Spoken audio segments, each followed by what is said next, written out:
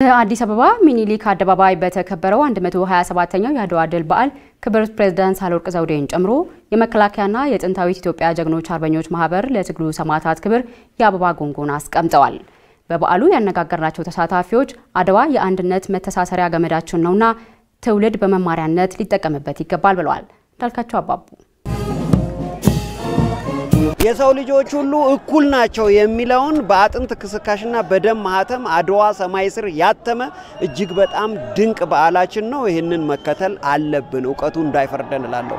የአድዋ ድል ለኢትዮጵያ ሕዝብ ኩራት፣ ለአፍሪካ ሕዝብ ኩራት፣ ለኢትዮጵያውያን ደግሞ የአንድነታችን የህብረ ብሔራዊ አንድነታችን ማሰሪያ መቀነት ነው ብዬ አስባለሁ። በእውነት እጅግ በጣም ያስደንቀኛል ለኔ። ምክንያቱም በዛ ወቅት ምንም አይነት ቴክኖሎጂ ባልነበረበት ቅድም እንዳልኩት ህዝቡ ከሰሜን እስከ ደቡብ ከምዕራብ እስከ ምስራቅ በነጋሪት አዋጅ ብቻ መልእክቱ ደርሶት ጠላቱን ለማሸነፍ የሄደበትን እንትን ሳስበው ለኔ በጣም ትልቅ ትንግርት ይፈጥርብኛል።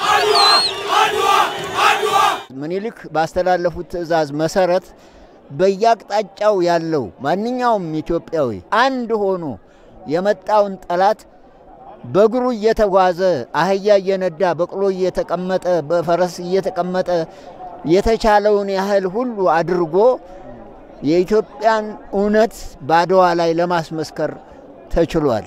ይህ የአድዋ ድል የኢትዮጵያ ብቻ ሳይሆን የአፍሪካ ድል ነው። አፍሪካ ብቻ ሳይሆን ደግሞ በመላው ዓለም ያለ የጥቁር ህዝብ ድል ነው። ይሄንን ነው የማውቀው። ይሄ ትውልድ የዛን ዘመን ታሪክ ደግሞ እንዲኖረው ትልቁን የደም ማህተም አድዋን ወደዚህ አመጥቶ በተለያዩ ችግሮቻችን ላይ በክፍተቶቻችን ላይ በዋጋ መከፋፈላችን ላይና መንገድ መዘጋጋታችን ላይ ጭምር ሊነግስና አድዋን ዛሬ ኖሮት ሊታይ ይጠበቃልን። ትምርቱ እንዳይፈርደን እንድንጠቀምበት ህዝቡ ወደ አንድነት መምጣት አለበት።